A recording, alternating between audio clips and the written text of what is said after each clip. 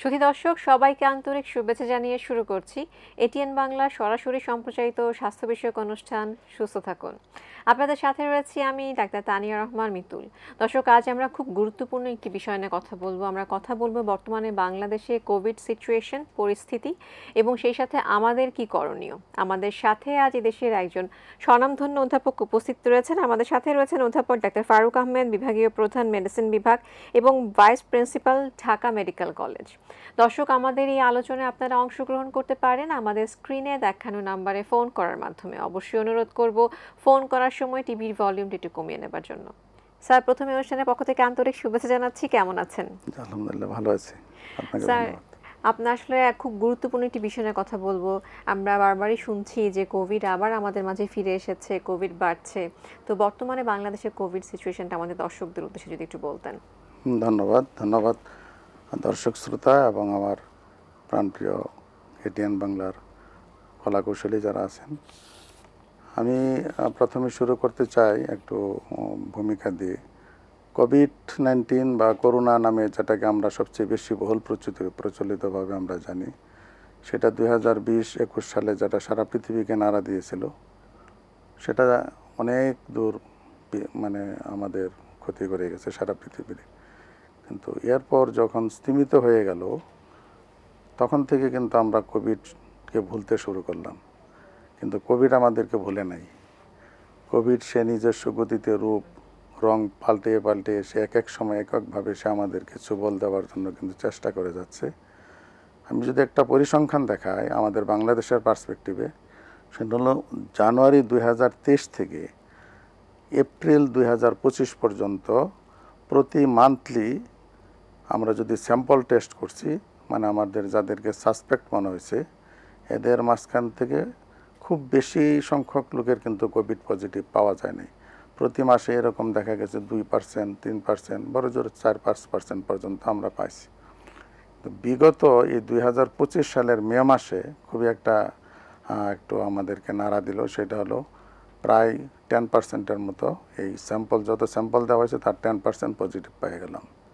তো এইটা আমাদেরকে প্রথমে একটু সজাগ দৃষ্টি দেওয়ার জন্য আমাদেরকে ওয়ার্নিং দিল। এবং এর পিছনে দেখা গেছে আইডিসিআর এবং আইসিডিডিআরবি যৌথভাবে করোনা সার্ভিলেন্স টিম দ্বারা তারা দুইটা সাব ভেরিয়েন্ট বাংলাদেশে কিন্তু আবিষ্কার হয়ে গেল। এই দুইটা সাব ভেরিয়েন্ট, যেটা আমাদের XFG এবং XFC নামে, এগুলি আসলে করোনা ভাইরাসেরই অনেকগুলো রূপান্তর হয়ে অনেকগুলো তাদের জেনোমিক সিকোয়েন্স এগুলো চেঞ্জ করে এই পর্যায়ে চলে আসছে। এবং এই যে আমাদের রিসেন্টলি যে বেড়ে গেল, বিশেষ করে এই মে মাসে, সেটার প্রধান কারণ মনে করা হচ্ছে যে এই দুইটা নতুন ভেরিয়েন্ট আমাদের বাংলাদেশে যেটা ঢুকে গেছে। সুতরাং আমি বলবো যে এই করোনা কোভিড একেবারেই নির্মূল হয়ে গেছে এটা আমাদেরকে নিশ্চিত করে বলা যাবে না। আমাদেরকে সজাগ থাকতে হবে এবং এই নতুন ভেরিয়েন্টগুলো কী জন্য চ্যালেঞ্জিং বা কী কারণে আমাদেরকে নাড়া দিতে পারে, আমি একটু পরবর্তীতে এই নিয়ে একটু কথা বলবো। স্যার, এই যে এই নতুন ভ্যারিয়েন্ট এসেছে, লক্ষণ কিংবা উপসর্গের কিছু কোনো পরিবর্তন হয়েছে কিনা? খুবই সুন্দর প্রশ্ন। আমরা প্রথম যখন কোভিড যখন সারা পৃথিবীতে আসলো, তখন আমরা দেখতাম শুধু পেশেন্ট লাংসে ইনফেকশন হচ্ছে, ফুসফুসে প্রদাহ হচ্ছে, নিউমোনিয়া হচ্ছে, কোভিড নিউমোনিয়া, অক্সিজেন কমে যাচ্ছে, আইসিইউতে যাচ্ছে, রোগী মারা যাচ্ছে। এখন যে কোভিডগুলো হচ্ছে তার মাঝখানে আবার এর ধারাবাহিকতায় কিছু রোগী আমরা শেষ মুহূর্তে যখন পাইলাম 2023-এর দিকে অথবা 22-এর দিকে, তখন অনেক পেশেন্ট আমরা পেলাম, কোভিডের পেশেন্ট ডায়রিয়া নিয়ে আসছে আমাদের কাছে। ডায়রিয়া, ভমিটিং, যেটা আমরা গ্যাস্ট্রোএন্টেরাইটিস বা কমন একটা খাদ্য নালীর আমরা যে প্রদাহজনিত কারণে হয় সেগুলো মনে করতাম। কিন্তু পরবর্তীতে দেখা গেল এই কোভিডের একটা বড় ধরনের লক্ষণ কিন্তু আমাদের এই গ্যাস্ট্রোইন্টেস্টাইনাল, অর্থাৎ আমাদের খাদ্য পরিপাকতন্ত্রের উপসর্গ নিয়ে আসছে। কিন্তু এইবার যে কোভিডগুলি আমরা যেগুলো পাচ্ছি এবং পরবর্তীতে রূপ বদলে গেল, সেটার সিভিয়ারিটি কিন্তু খুব বেশি হয় না, কারণ এগুলো আমাদের লাংসের নিম্ন স্তর যেটাকে বলা হয় ফুসফুসে, সেদিকে খুব একটা প্রদাহ হয় না। প্রদাহ হয় উপরের দিকে, নাক, গলা, বড় জোর উপরের অংশ ততটুকু দিয়ে সীমাবদ্ধ থাকে। সুতরাং এগুলি ছড়াই বেশি, এগুলোতে সিভিয়ারিটি খুব কম হচ্ছে, তাহলে কিন্তু ছড়াই বেশি। তবে একটি ইনফরমেশন দর্শক শ্রোতার জন্য আমি বলতে চাই, সেটা হলো গত এই 6 মাসে আমাদের বাংলাদেশে কিন্তু প্রায় 4,500 রোগীর কিন্তু আমরা স্যাম্পল টেস্ট করছি, এবং তার ভিতরে 371 জন রোগীর কিন্তু কোভিড পজিটিভ, এবং 11 জন রোগী কিন্তু আমরা হারাইছি, মারা গেছে কিন্তু। সুতরাং কোভিড একেবারেই নাই, কোভিডে মৃত্যু হচ্ছে না, এটা কিন্তু বলে গেলে চলবে না, এটা হচ্ছে কিন্তু। তার মানে স্যার আমাদেরকে সজাগ থাকতে সজাগ হবে, থাকতে হবে, সচেতন হতে সচেতন হবে। থাকতে হবে। স্যারের কাছে জানতে চাইবো, স্যার আপনি বলছিলেন যে নতুন ভ্যারিয়েন্টগুলো চ্যালেঞ্জিং হতে পারে, এই চ্যালেঞ্জ কেন হতে পারে? আচ্ছা, ধন্যবাদ। যে কোনো ভাইরাস যখন মিউটেশন হয়, চেঞ্জ হয়, তখন সে সবসময় চেষ্টা করে আমি যাকে আর আঘাত করতে পারলাম না, আমার কোন অস্ত্রটা হলে আমি তাকে আঘাত করতে পারবো, সে এই সেই সেই জেনোমিক চেঞ্জগুলি করে। সেই জন্য কোনো একটা নতুন জেনম যখন আসবে, তখন আমরা বুঝতে হবে যে খুব সম্ভবত সে একটা মানুষের অন্য ধরনের একটা বৈচিত্র্য বা বৈশিষ্ট্য নিয়ে সে চলে আসছে। যেমন আমি যদি উদাহরণস্বরূপ বলি, প্রথমে যে ভাইরাস ছিল সেখান থেকে রূপান্তর হয়ে যখন ডেল্টা চলে আসলো, ডেল্টা কিন্তু একটা বিশাল ধরনের কিন্তু মানুষের প্রাণনাশের একটা কারণ হয়েছে। তারপরে ওমিক্রন, যেটা সবচেয়ে হাইলি ছোঁয়াচে বলা হয়, এটা একেবারে আগের আমরা হয়তো বলতাম যে 6 ফুট দূরত্বে মানে আমাদের সোশ্যাল ডিস্টেন্স থাকা উচিত, এর ভিতরেও এই ওমিক্রন ছড়ানোর প্রমাণ পাওয়া গেছে, এটা অনেক বেশি ছড়াইছে। সুতরাং এই যে ইনফেক্টিভিটি, একজনের কাছ থেকে আরেকজনের যে ছড়ায় যাওয়ার প্রবণতাটা, এটা কিন্তু এই এই কোভিডের এই মিউটেশন বা তার রূপ পরিবর্তনের মাধ্যমে হয়। আরেকটা হলো, আমরা যেসব টেস্ট করতেছি, কোভিড টেস্ট, এমনও হইতে পারে যে কোভিড টেস্টকে সে ফাঁকি দিবে, এমন সে বৈচিত্র্য বা বৈশিষ্ট্য নিয়ে আসবে, আপনি যেসব আমরা যেসব মানে রিয়েজেন্টগুলি বা কিটগুলো ইউজ করতেছি, সেগুলি দিয়ে ডিটেক্ট করা যাবে না তাকে। সুতরাং আমি হয়তো আমার দেহে কোভিড আছে, কিন্তু আমি টেস্ট করে দেখলাম নেগেটিভ, অথচ আমি বুঝলাম যে আমার কোভিড নেই, কিন্তু আসলে কোভিড হয়েছে। আরেকটা জিনিস হলো যে কোভিডের যে নতুন নতুন যে আমাদের ট্রিটমেন্ট প্ল্যান যেগুলো সেই শুরু থেকে এ পর্যন্ত চেঞ্জ হয়েছে, সেই অনেকগুলো ড্রাগ আছে যেগুলো এই ইফেক্টিভ, তার এই যে নতুন নতুন ভেরিয়েন্ট যেগুলো আসে এটার উপরে কার্যকরিতা হারাই ফেলবে। সুতরাং এটাও আমাদের জন্য একটা ভবিষ্যতের জন্য চ্যালেঞ্জ। সুতরাং নতুন ভেরিয়েন্ট আসার সাথে সাথেই কিন্তু সবাই সজাগ থাকে, বিশেষ করে WHO। আপনাদের জ্ঞাতার্থে বলি যে আমাদের WHO-র একটা সার্ভেলেন্স টিম আছে, শুধু করোনা সার্ভেলেন্স টিম, তারা শুধু ভাইরাস নিয়ে কাজ করে, এবং টেকনিক্যাল কমিটি আছে, তারা কতগুলো নতুন ভেরিয়েন্ট পাওয়ার সাথে সাথেই ক্যাটাগরাইজ করে ফেলে। কতগুলো আছে ভেরিয়েন্ট অফ কনসার্ন, যেগুলা যে বিষয়ে সব কনসার্ন, মানে এগুলো যেমন অমিক্রন একটা কনসার্ন, সে হাইলি ছোঁয়াচে হয়েছে এবং অনেক লোককে ইনফেক্টিভ করছে। আর কতগুলো আছে যেমন Gen 1 Gen 1 যেটা, সেটা তারা রাখছে যে ভেরিয়েন্ট অফ ইন্টারেস্ট, মানে তারা একটা স্টাডি করে দেখতেছে যে এটা থেকে আর কোনো রূপ দেয় নেই কিনা, কী ধরনের। আর কিছু আছে যেমন আন্ডার ইভালুয়েশন, তারা দেখতেছেন, যেমন আমাদের XFG যেটা অথবা XFC যেটা, এগুলো এখন পর্যন্ত ভেরিয়েন্ট অফ ইন্টারেস্টে তারা রাখছে, যে এগুলোতে কোনোভাবে এগুলো কোনো রকম খারাপ প্রতিক্রিয়া বা বডিতে কখনো কোনো রকম কোনো ধরনের কী ধরনের ইনফ্লুয়েন্স করতেছে, কী ধরনের টেস্টে তাদেরকে পাওয়া যাচ্ছে কিনা, নানান ধরনের নানাবিধ পরীক্ষা নিরীক্ষা কিন্তু এদের উপরে চলতেছে। সুতরাং কোভিড নিয়ে রিসার্চ গোয়িং অন আসার, এবং অত্যন্ত মানে আমরা কনফিডেন্টলি বলতে পারি বাংলাদেশে যেসব রিসার্চাররা আছেন কোভিড নিয়ে, যারা রিসার্চ করতেছেন, বিশেষ করে করোনার সার্ভিলেন্স টিম, আমাদের IEDCR, ICD, DRB, they are well done, তারা খুবই ভালো করতেছে, এবং আমরা খুবই hopeful for their activities. Sir স্বাস্থ্য অধিদপ্তরের পক্ষ থেকে কোনো পদক্ষেপ কি নেওয়া হয়েছে? অবশ্যই, ধন্যবাদ। একটা খুবই গুরুত্বপূর্ণ একটা, আমরা অনেক সময় দেখা যায় যে যখন খুব বেশি কাজের চাপ থাকে, কোনো কিছুর গুরুত্ব তখন বেড়ে যায়। একসময় আমাদের প্রতিটা মেডিকেল কলেজ, বিশেষ করে সরকারি বেসরকারি অনেকগুলো সেন্টার, ইনস্টিটিউট, ইভেন অনেক ডিস্ট্রিক্ট লেভেলের হাসপাতালে কিন্তু আমরা PCR মেশিন বসাইছি। কিন্তু বাই দিস টাইম যেহেতু আমাদের কোভিড টেস্ট মানে কমে গেছিলো, পেশেন্টের সংখ্যা কমে গেছিলো, এতে করে দেখা গেছে যে আমাদের হয়তো অনেক জায়গায় এইসব মেশিনগুলো অকেজু হয়ে গেছে কিনা, অথবা কোথাও কোনো ম্যান পাওয়ারে ট্রান্সফার হয়েছে, এদিক সেদিক হয়েছে কিনা, কিছু কোথাও কোথাও ব্যত্যয় করছে। তো যেহেতু আমাদের এই মে মাসে একটা যেহেতু সার্চ হয়েছে এই ব্যাপারে, তো সরকার থেকে আমাদের প্রত্যেকটা ইনস্টিটিউট প্রধান এবং আমরা যারা এই ব্যাপারে কনসার্ন সবাইকে নোটিফাই করা হয়েছে কতগুলা কিট লাগবে বা কতগুলা মেশিনের কী পর্যায়ে আছে, তাদের ম্যান পাওয়ার কোথায় কোথায় কী লাগবে, সবগুলি ডেফিসিট করে ফাইন্ড আউট করার জন্য অলরেডি লিস্ট আমাদের মন্ত্রণালয়ে চলে গেছে, এবং সেই অনুযায়ী কিন্তু কাজ শুরু হয়ে গেছে। আমি ঢাকা মেডিকেল কলেজ আছি, সেখানে কিন্তু অলরেডি আমরা কিট পেয়ে গেছি অনেক আগেই, এবং আমরা বাই দিস টাইম আপনার জন্য এবং দর্শকদের জন্য বলি, আমরা গত এই ঈদের পর থেকে রমজান কোরবানির ঈদের পর থেকে আমরা যে টেস্ট করছি সেখানে একটা পজিটিভ কোভিড পেশেন্ট পেয়েছি এবং একটা ইনডোর একটা পেশেন্ট পজিটিভ আমাদের অলরেডি তার ব্লাড ক্যান্সার বা লিউকেমিয়ার পেশেন্ট ছিল, পরবর্তীতে তার কোভিড পেশেন্ট তার পজিটিভ হওয়ার পরে আমরা কোভিড আইসোলেশন রুম আছে, আমাদের কোভিড আইসোলেশন রুমে আমরা তাকে আইসোলেট করে আমরা ট্রিটমেন্ট দিয়েছি। আর যেটা আমরা আউটডোরে যেটা আমরা মানে ফিভার ক্লিনিক নামে একটা ক্লিনিক ওপেন করছি, সেটা আপনার জন্য এবং দর্শক শ্রোতাদের জন্য বলি যে ঢাকা মেডিকেল কলেজে তো সারা বাংলাদেশের বিভিন্ন জায়গার থেকে রুগী আসে, বিশেষ করে আউটডোরে প্রচুর রুগীর জ্বর নিয়ে আসে। এদেরকে আমরা আলাদাভাবে ট্রিট করার জন্য, যেহেতু ডেঙ্গু অনেক প্রকোপ বেড়ে গেছে, কোভিডের চেয়ে কিন্তু ডেঙ্গু অনেক বেড়ে গেছে, সুতরাং আমরা একটা ফিভার ক্লিনিক করছি। সেই ফিভার ক্লিনিকে কিন্তু আমরা সাসপেক্টেড যারা কোভিড মনে করতেছি তাদেরকে কিন্তু রেড টেস্ট করি, যাদের রেপিড অ্যান্টিজেন টেস্ট করি, সেটা আমরা এনে করি। আর আমাদের সাথে সাথে ডেঙ্গুর টেস্ট এবং ডেঙ্গুর চিকিৎসা তো চরাচরিতভাবে সারা বছরই আছে। ডেঙ্গুর কথা বলছিলেন তো স্যার, ডেঙ্গু নিয়ে কি অবস্থা বর্তমানে? ডেঙ্গুটাই আমাদেরকে এখন একটু মানে ম্যাটার অফ কনসার্ন, কারণ ডেঙ্গুর রেটটা অনেক বাড়ছে, বিশেষ করে এই বৃষ্টি হওয়ার পরে থেকে থেমে থেমে বৃষ্টি হচ্ছে বিভিন্ন জায়গায়। আর মশার নিধনের কার্যক্রমটা খুব বেশি আমাদের মনে হয় ফ্রুটফুল হচ্ছে না, যার জন্য ডেঙ্গু খুব প্রচণ্ড রকমভাবে আমাদের কাছ থেকে সাড়া দিচ্ছে এবং আমাদের ইনডোরে আউটডোরে প্রত্যেক জায়গায় কিন্তু ডেঙ্গু রোগী বেড়ে গেছে। বিশেষ করে এই কয়েক সপ্তাহের 2-3 সপ্তাহের ভিতরে অনেক রোগী বেড়ে গেছে। তবে একটা আশার কথা হলো যে এর আগে যে রেট ছিল fatality rate, case fatality rate কিন্তু এবার অনেক কম। কারণ আমরা সবসময় যখন আমাদের কোভিড আমাদের প্রথম পৃথিবীতে আসলো অনেক মৃত্যুর ঝরায় দিল, ঠিক আমাদের এখানে ডেঙ্গি যখন এখানে গত বছর এবং আগের বছর অনেক রোগীর প্রাণ ঝরানোর কারণ হলো ট্রিটমেন্ট প্ল্যান, এবং ট্রিটমেন্টটা এটা এমনই একটা ক্রিটিক্যাল টাইম থাকে ডেঙ্গুর, যেমন মাত্র 24 ঘন্টা সময় থাকে, ওই ক্রিটিক্যাল পিরিয়ডটাতে যদি হ্যান্ডলিং করা না ডেঙ্গু নিয়ে হয়। আমরা অনেক কথা বলবো, আমাদের সঙ্গে একজন দর্শক অপেক্ষা করছেন, আমরা ফোনটি নিচ্ছি। হ্যালো দর্শক, আসসালামু আলাইকুম।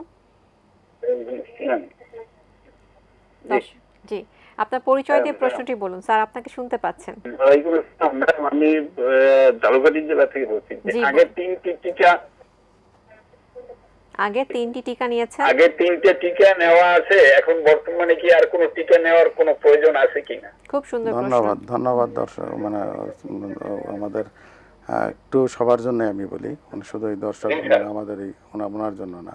সেটা হলো আমরা যারা ভ্যাকসিন নিছি, বিশেষ করে 3টা ভ্যাকসিন অনেকেই নিছি, কিন্তু বুঝতে হবে যে কোনো ভ্যাকসিন নেওয়ার পরে সেটা মূলত অ্যান্টিবডি তৈরি করে বডিতে, এবং এই অ্যান্টিবডি যত সময় যাবে তত অ্যান্টিবডির টাইটার কিন্তু কমতে থাকবে। এখন পর্যন্ত যেহেতু 5 বছর হয়ে যাচ্ছে আমাদের ভ্যাকসিন দেওয়ার পরে, স্বাভাবিকভাবেই এই টাইটার প্রোটেকশনের জন্য যতটুকু টাইটার তার ঘাটতি হবে। তবে এই জন্য আমাদের বর্তমান সরকার একটা প্ল্যান নিচ্ছে যে যদি আমাদের আল্লাহ না করুক যদি কোভিডের পরিমাণ আরও বাড়তে থাকে, তাহলে প্রথম টার্গেটেড ভ্যাকসিনেশনের আন্ডারে আনবে যারা হেলথ ওয়ার্কার যারা আছে, ডাক্তার, নার্স অথবা হাসপাতাল ওয়ার্কার যারা আছে, তারা যারা সার্ভিস প্রোভাইডার হবে, তাদেরকে প্রথমে ভ্যাকসিনের আওতায় নিয়ে আসবে। প্রেগনেন্টদেরকে নিয়ে আসা হবে কিনা সেটাও একটা কনসার্নের ব্যাপার। আর এবং এক্সট্রিম অফ দ্য এজ, মানে একেবারে অতি বয়স্ক এবং অতি অল্প, যেমন শিশু এবং বৃদ্ধ যারা, তাদেরকে এই ভ্যাকসিনেশনের আন্ডারে নিয়ে আসবে।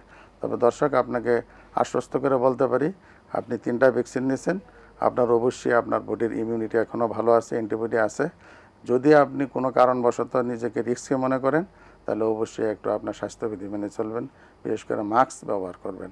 এই মাস্ক অনেক দূর পর্যন্ত আপনার দেখা গেল বডিতে যতটুকু ইমিউনিটি যদি কমেও যায় থাকে, সেই ইমিউনিটির সেকে অনেকটা আপনাকে হেল্প করবে এই মাস্ক। সুতরাং মাস্ক ব্যবহার করেন। আপাতত আপনার এই 3টা ভ্যাকসিন দেওয়ার পরে পরবর্তীতে আমাদের নির্দেশনা না আসা পর্যন্ত আপনি ভ্যাকসিন সম্পর্কিত কোনো ব্যাপারে আপনার ওরিড হওয়ার কোনো কারণ নেই।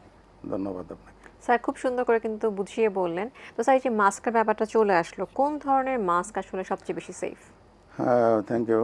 আমরা তো সবসময় কোভিডের জন্য আমরা বলছি যে সারা পৃথিবীতেই N95 মাস্ক, কিন্তু আসলে এই N95 মাস্ক সবার জন্য না, সব সময় দরকার পড়ে না। যারা ক্লোজলি আমরা ডাক্তাররা কাজ করছি, আমি ব্যক্তিগতভাবে N95 মাস্ক ব্যবহার করার পরে 5 টাইমস কোভিডে আক্রান্ত হয়েছি।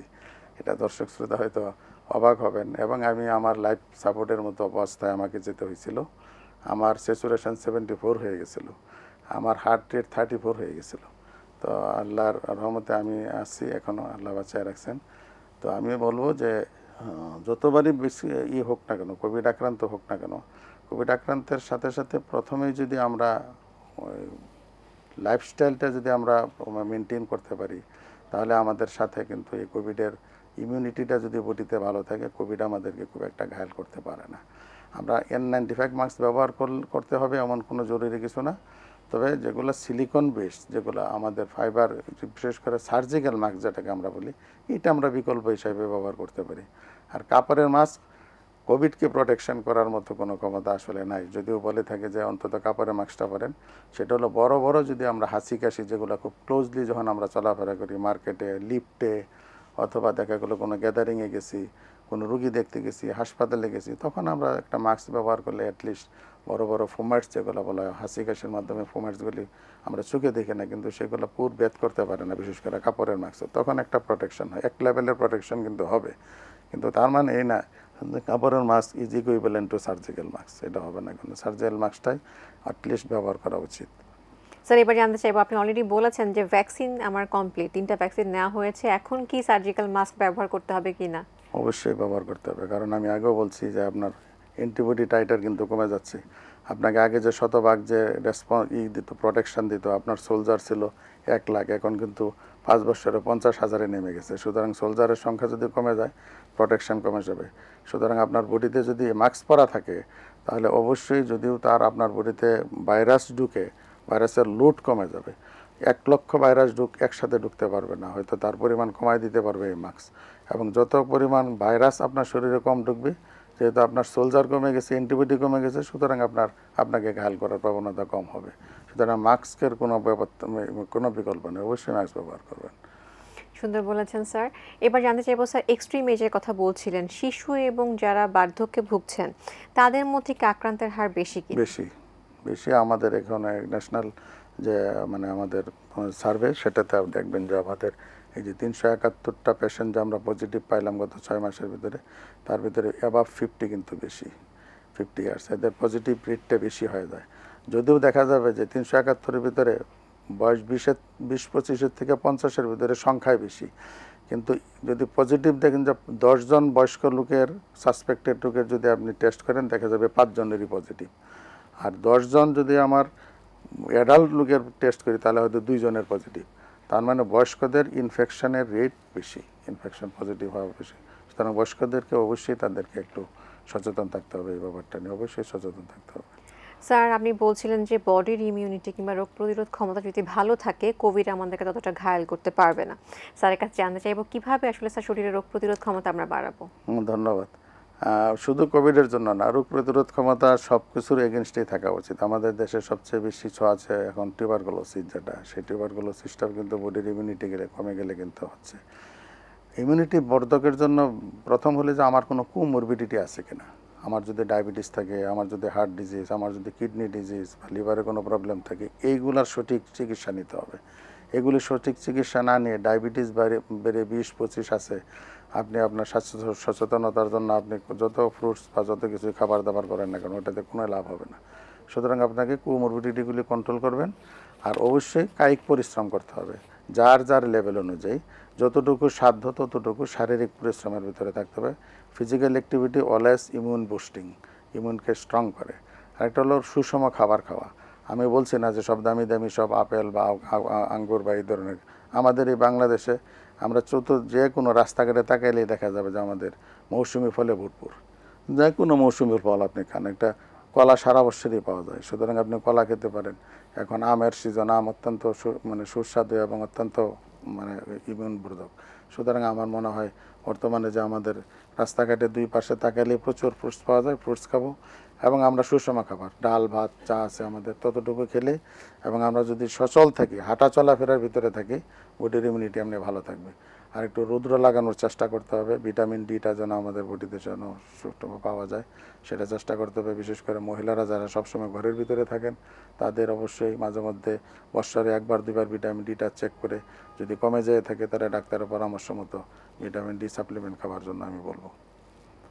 খুব সুন্দর বলেছেন স্যার। হাত ধোয়া কিংবা স্যানিটাইজার ইউজ করা, এই বিষয়ে স্যার যদি কিছু বলতেন। আচ্ছা, কোভিড যখন আমরা নিয়ন্ত্রণের প্রথম দিকে, শুধু না, আমরা যে কোনো ইনফেকশাস ডিজিজকে কন্ট্রোল করার জন্য কতগুলো বেসিক প্রিন্সিপাল আছে। তার ভিতরে হলো নিজেকে এবং নিজের পরিবেশকে পরিচ্ছন্ন রাখা, এবং সেইখানের মূল উপাদান হলো যে আমাকে হাতটা ভালো করে ধুয়ে রাখা। কারণ হাতই শরীরের একটা অঙ্গ যেটা সবসময় আমার রোগ যে পথ দিয়ে আমাদের শরীরে প্রবেশ করে, নাক, মুখ, চোখ, এগুলাতে সবসময় আমাদের ইনভলন্টারি অনিচ্ছাকৃতভাবে হাত চলে যায়। সুতরাং ওই হাতটাকে সবসময় নিট অ্যান্ড ক্লিন রাখা, এবং নিট অ্যান্ড ক্লিন জীবাণুমুক্ত রাখার প্রধান উপাদান হলো সাবান বা এই ধরনের কোনো কিছু স্যানিটাইজার দিয়ে হাতটা ভালো করে ধোয়া। এর বিকল্প যদি আমার দেখা যায়, এখন যেমন আমি স্টুডিওতে আসছি, হাত ধুইতে পারতেছি না, অ্যাটলিস্ট স্যানিটাইজার দিয়ে, অথবা অফিসে আমি কাজ করতেছি ডেস্কে বসে, অ্যাটলিস্ট আমি যদি মনে করি তাহলে হ্যান্ড স্যানিটাইজার দিয়ে আমাকে হাতটা যেন অত স্যানিটাইজ করে নেওয়া। এবং স্যানিটাইজারের জন্য আমি বলবো অবশ্যই অ্যালকোহল বেস স্যানিটাইজার যেগুলো, সেগুলো ইউজ করবেন। এবং কতটুকু পরিমাণ নেবেন, কিভাবে নেবেন, এটাও একটা ম্যাটার আছে। কারণ আপনি অন্তত আমরা বলি যে একটা কয়েন শেপের মানে যতটুকু হয় ততটুকু স্যানিটাইজার আমরা হাতে নিয়ে এবং হাত দিয়ে ঘষার পরে এবং উপর দিক দিয়ে দুই দিক দিয়ে আঙ্গুলের ফাঁকগুলি নখ সহ এভাবে করে করে করে যেন আমরা এবং কবজি পর্যন্ত আমরা ঘষতেই থাকবো। ঘষতে কতক্ষণ পর্যন্ত, যে পর্যন্ত আমাদের অ্যালকোহল বেস স্যানিটাইজারটা সম্পূর্ণরূপে ড্রাই না হয়ে গেল। অনেকে আছে একটু স্যানিটাইজার দিয়ে তারপরে মানে সমস্ত এমন জায়গায়, যেমন আমার যেমন এই কবজি থেকে নখ পর্যন্ত কোনো অংশ যেন কোনো স্যানিটাইজার লাগানোর যেন কোনো বাদ না থাকে, এদিকে খেয়াল করে সুন্দর করে স্যানিটাইজার ইউজ করলেও বেশ ভালো একটা হ্যান্ড প্রোটেকশন আমাদের হয়ে যাবে। স্যারের কাছে এবার জানতে চাইবো, আমরা যদি ঘরের বাইরে যাচ্ছি, তারপর ঘরে ফিরছি, তো তখন কি আমাদের কোনো স্বাস্থ্যবিধি মেনে চলা উচিত? অবশ্যই, এটা খুবই ইম্পর্টেন্ট। কারণ আমাদের বাংলাদেশের, অন্য দেশের, সব দেশেই ঘর থেকে বের হওয়া মানে হলো অনেক জিনিসের প্রতি আমরা এক্সপোজ হই। স্যার, আমরা এই উত্তরটি নিব, কিন্তু তার আগে আমাদের দর্শকের প্রশ্ন নিয়ে নিচ্ছি। হ্যালো দর্শক, আসসালামু আলাইকুম। ওয়ালাইকুম আসসালাম। আমি স্যারকে প্রশ্ন করতে চাই। হ্যালো। জি, শুনতে পাচ্ছি, বলুন। এখন তো করোনার প্রভাবটা আবার বেড়ে গেছে, তো সেই 20-21 সালে যখন করোনার খুব প্রভাবটা ছিল, আমরা ভ্যাকসিন নিয়েছি, বুস্টার নিয়েছিলাম। তো মানে এখন যে করোনার প্রকোপটা, মানে আমাদেরকে আবারও সেরকম ভ্যাকসিন বা কোনো কিছু আছে সিস্টেম, বা এরকম অনেকেই বলে যে ভ্যাকসিন নেওয়ার পর অনেকেই অসুস্থ হয়ে গেছে, সে আগের মতো আর নেই, বা অনেক শারীরিক অনেক পরিবর্তন দেখা দিয়েছে। আসলে এরপর থেকে করোনা আসলেও বেশি প্রভাব পড়লেও কি ভ্যাকসিন মানুষ নিবে, বা এটা কি সত্যি মানে আমাদের শরীরের উপর প্রভাব পড়েছে, এই সম্পর্কে একটু জানতে চাচ্ছিলাম। অনেক ধন্যবাদ আপনাকে। ধন্যবাদ দর্শক। আমি একটু বলি, প্রথম প্রশ্নটা ছিল যে আমাদের যারা ভ্যাকসিন নিচ্ছে তাদেরকে পরবর্তীতে ভ্যাকসিন নেওয়ার দরকার হবে কিনা। সেটা আমি আগের দর্শকের বেলায় বলছি। আপাতত আপনার ওরিড হওয়ার কোনো কারণে, আপনি যদি বুস্টার ডোজ নেওয়া থাকেন তাহলে আমি বলবো আপনি নিশ্চিন্ত থাকেন। আর বুস্টার ডোজ নেওয়া হোক বা না হোক, অনেকেই একটা সিঙ্গেল অথবা দুইটা ভ্যাকসিন নেওয়ার পরেও অনেকে শারীরিক কিছু পরিবর্তন হয়েছে, এতে কোনো সন্দেহ নেই। সারা পৃথিবীতে এটা নিয়ে অনেক স্টাডি হইতেছে যে আমরা যারা কোভিড ভ্যাকসিন দ্বারা দিছি, ভ্যাকসিনেরও অনেকগুলো টাইপস ছিল। কোনো কোম্পানি যেগুলা এক এক টেকনোলজিতে, আপনারা হয়তো আমি বোঝাইতে পারবো না, টেকনোলজি বেসড অনেক সময় সিমটম বা অনেক সময় সাইড ইফেক্ট হয়েছে। যেমন আমাদের ভ্যাকসিন কিছুগুলো ছিল, আমরা যেসব ভ্যাকসিনগুলো ব্যবহার করছি সেগুলো 2-3টা টেকনোলজিকে ইউজ করে, ভাইরাসকে ইউজ করে তারা আমার টেকনোলজিক্যাল কিছু প্রবলেমের জন্য হোক অথবা আমাদের যে কোনো কারণে হোক না কেন, বিভিন্ন একটা মনে রাখতে হবে, যে কোনো মানুষেরই কিন্তু নিজস্ব ইমিউন সিস্টেম এবং রেসপন্স করাটা কিন্তু এক এক রকম। একই ভ্যাকসিন হয়তো আপনি দিয়েছেন, আপনার সমস্যা হচ্ছে, কিন্তু সেই সেম ভ্যাকসিন কিন্তু আরও 100 জন দিয়েছে, তারও কিছু হয় নাই। তার মানে বোঝা গেল যে ভ্যাকসিন শুধু দুষলে হবে না, আমার শরীরটাকে আমাকে আল্লাহ যেভাবে বানানো হয়েছে, এই শরীরটা অন্য কোনো কিছু ওষুধের প্রতি কতটুকু সংবেদন, কতটুকু রেসপন্স করবে। আমরা কিন্তু অনেক ওষুধের সাইড ইফেক্টও আমরা ভুগি, কিন্তু সব ওষুধের সাইড ইফেক্ট কিন্তু সবাই ভুগে না। সুতরাং এটা একটা ওষুধের মতোই, আপনার শরীরে ভ্যাকসিন নেওয়ার পরে হ্যাঁ অনেকের একটু বেশি সমস্যা হয়েছে, অনেকের ওয়েট গেইন হয়ে গেছে, অনেকের এমনও বলছে যে আমার ডায়াবেটিস ছিল না, এই ভ্যাকসিনটা দেওয়ার পরে ডায়াবেটিস হয়ে গেছে, আমার ঠান্ডা কফ কাশি ছিল, এখন আমি পুরোপুরি হাঁপানি হয়ে গেছে, আমি ইনহেলার ইউজ করতে হয়, আমি আগের মতো পরিশ্রম করতে পারি না, নানাবিধ। সুতরাং এগুলো একটা স্টাডির ব্যাপার। তবে অনস্বীকার্য যে অবশ্যই কোভিড ভ্যাকসিনের কোনো না কিছু রিয়াকশান অথবা অ্যাকশান অথবা সাইড ইফেক্ট যাই বলেন না কেন, কোনো না কিছু হয়েছে। এবং এটা হয়তো আরও যত দিন যাবে ততদিন আমাদের এই ওষুধগুলির পার্শ্বপ্রতি দীর্ঘমেয়াদী কী হচ্ছে, অনেকে হয়েছে যে ভ্যাকসিন দেওয়ার পরে ইনফার্টাইল হয়ে গেছে। আর বাচ্চা এরকম মহিলা আমাদের কাছে বলে যে আমার 2টা বাচ্চা হয়েছে, এরপরে আমরা ট্রাই করছি, আমার মনে হয় ভ্যাকসিনটা নেওয়ার পরে আমার পিরিয়ড ইরেগুলার হয়ে গেছে, আমার বাচ্চা আসতেছে না। সুতরাং এই জিনিসগুলো প্রত্যেকটা জিনিসই অ্যাড্রেস করার মতো, এবং এটা সায়েন্টিফিক ওয়েতে একটা ব্যাখ্যা না আসা পর্যন্ত আমরা বলতে পারবো না যে হয়তো আপনার ক্ষেত্রে কোনটা হয়েছে। তবে এক কথায় মোটা দাগে বলা যাবে যে কোভিড ভ্যাকসিনে অবশ্যই কিছু না কিছু পার্শ্ব প্রতিক্রিয়া সারা পৃথিবীর মানুষের হয়েছে, এতে কোনো সন্দেহ নেই। ধন্যবাদ স্যার। আর একজন দর্শক রয়েছেন ফোনে, আমি ফোনটি নিচ্ছি। হ্যালো দর্শক, আসসালামু আলাইকুম। আসসালামু আলাইকুম। জি দর্শক, আপনার পরিচয় দিয়ে প্রশ্নটি বলুন। হ্যালো, জি আপনাকে শুনতে পাচ্ছি, আপনার প্রশ্নটি বলুন। আমার প্রশ্নটি হলো, যদি করোনা থেকে রোধ পেতে আমরা কি নিয়মিত স্বাস্থ্যবিধি মেনে চললে, হ্যান্ড ওয়াশ করলে, যেমন মাস্ক পরিধান করলে, এগুলোতেই কি মেনে চললে কি করোনা থেকে রোধ পাওয়া সম্ভব, নাকি এছাড়াও অতিরিক্ত কিছু করা উচিত আমাদের? অনেক ধন্যবাদ। ধন্যবাদ। আসলে করোনা কোভিড তো 2000 সাল থেকে আমরা সবাই শুনে শুনে একেবারে সব লাইফস্টাইল সম্বন্ধে আমরা মানছি, এতে কোনো সন্দেহ নাই। আমাদেরকে শেষ পর্যন্ত না মানার কারণে লকডাউনও পর্যন্ত যেতে হয়েছে। আমরা যদি সরকার এবং স্বাস্থ্য অধিদপ্তর কর্তৃক যে প্রদর্শিত এবং নির্দেশিত যতগুলো গাইডলাইন ছিল জনগণের উদ্দেশ্যে সবগুলি 100% মানতাম, তাহলে আমাদের লকডাউনের প্রয়োজন ছিল না। আমরা মানি নাই বোধে। আমরা যদি এখনও সেই আগের মতো স্বাস্থ্যবিধি মানি, যেমন হাত ধোয়া, হাত স্যানিটাইজার দিয়ে ইউজ করা, মাস্ক ব্যবহার করা, সোশ্যাল ডিস্টেন্স, আপনি তো ইচ্ছা করলে সোশ্যাল ডিস্টেন্স বজায় রাখতে পারবেন না এখন, কারণ আপনি একা তো দূরে দূরে থেকে থেকে আপনি কতটুকু পারবেন। আপনার চারিপাশে যারা আছে তারা যদি সোশ্যাল ডিস্টেন্স বজায় না রাখে, আপনার থেকে যদি 6 ফুট দূরে না থাকে, আপনি তো দূরে দূরে সরে সরে কয়জনের কাছ থেকে দূরে 6 ফুট চলে যাবেন, একজনের কাছ থেকে সরছেন আরেকজন তা চলে আসবে আপনার কাছে। সুতরাং এটা একটা কমিউনিটি মুভমেন্টের মতো, কমিউনিটি অ্যাওয়ারনেসের মতো আবার আমাদের মাঝখানে আমি বলবো একটু সজাগ হওয়া দরকার। যে আমরা আগের মতো, যেহেতু একটা লাইফস্টাইলে আমরা অভ্যস্ত হয়ে গেছিলাম, ঘর থেকে বেরোনোর সাথে সাথে আমরা মাস্ক পরতাম, ঘর থেকে বেরোনোর সাথে সাথে আমরা পকেটে কিন্তু ছোটো ছোটো হ্যান্ড স্যানিটাইজার ছিল, কিন্তু এখন আমরা সব ভুলে গেছি কয়েকদিনই। আর যদি না করুক এই আবার আমাদের সেই আগের মতো পজিশনে চলে যেতে হয়, তাহলে এটা আমাদের জাতির জন্য এবং আমাদের সারা পৃথিবীর মানুষের জন্য, মানবতার জন্য একটা চ্যালেঞ্জ হবে। আমি দর্শকদের বলবো যে আমরা যেন মিনিমাম যতটুকু আমাদের জীবনযাত্রার মধ্যে নিয়মতান্ত্রিকতা মেনে চলার, ততটুকু যেন আমরা মেনে চলি। আমরা অবশ্যই জানি, আমরা কিন্তু মানার অভ্যাস খুব কম করি। আমার মনে হয় দর্শক, আপনি যারা জানতে চাচ্ছেন, আমরা যদি আমাদের যে সমাজে প্রচলিত নিয়ম, আমি লিফটে উঠতেছেন, আপনার সামনে একজন বড় করে একটা হাসি দিয়ে দিচ্ছে, আপনি বাজারে কিউতে দাঁড়ায় আছেন, হয়তো দেখা গেল ওইখানে হাসি কাশি দিচ্ছে, সে স্বাস্থ্যবিধি মানছে না। সুতরাং আপনি মানেন, আরও 5 জন যদি বা 10 জন যদি মানে, তাহলে দেখবেন আপনার এই করোনা কোভিড স্প্রেড হবে না।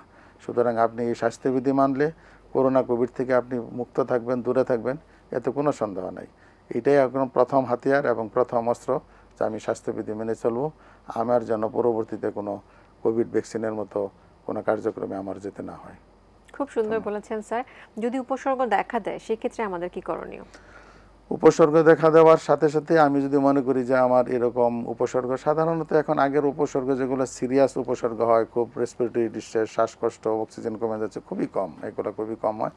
কমন কোল্ড আমরা বলি, কোভিডের ক্ষেত্রে প্রথম যেটা সর্দি কাশি হবে, গলা ব্যথা হবে। তবে একটা অ্যালার্মিং যেটা মনে রাখতে হবে, সেটা হলো সর্দি কাশি সবারই হচ্ছে এখন করে করে এই সিজনে, কিন্তু কারো কোনো ডিস্টেস্ট হয়ে গেছে কিনা, মুখে স্বাদ পায় না, নাকে গন্ধ পায় না খাবারের, এই ধরনের যদি কমপ্লেন হয়, তাহলে অথবা অস্বাভাবিক দুর্বলতা, সাধারণ সর্দি জ্বর কফ কাশিতে মানুষ অস্বাভাবিক দুর্বল হয় না, সে 2 দিন 3 দিনের জ্বর নিয়ে অফিস করে স্কুল কলেজে ছেলে মেরে যায়।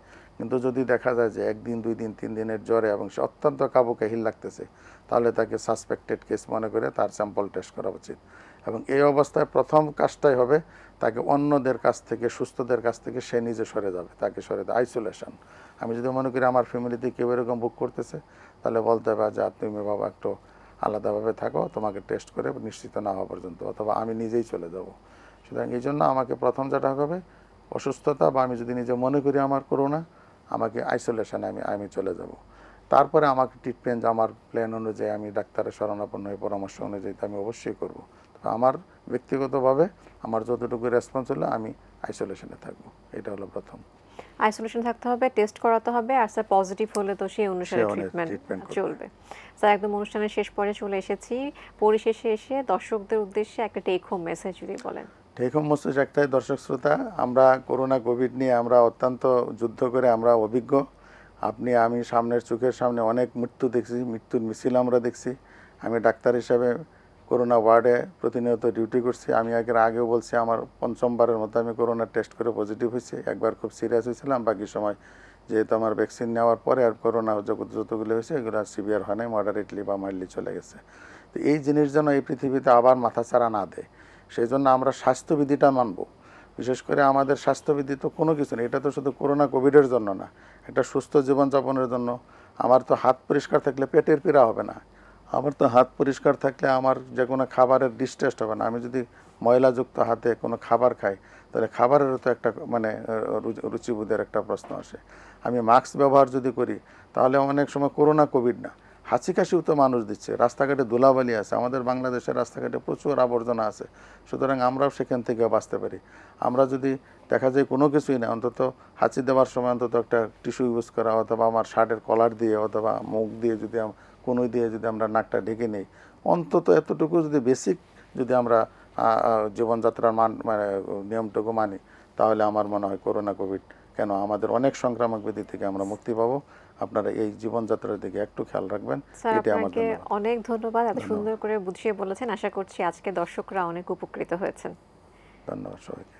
শুধু দর্শক, আমরা যেটা জানলাম যে কোভিড নিয়ে আতঙ্ক নয়, সচেতন হতে হবে আমাদের সকলকে। আজ এই পর্যন্তই বিদায় নিচ্ছি, সুস্থ থাকুন থেকে আবারও দেখা হবে নতুন কোনো স্বাস্থ্যের তথ্য নিয়ে। সে পর্যন্ত সবাই খুব ভালো থাকুন, এটিএন বাংলার সাথেই থাকুন। আল্লাহ হাফেজ।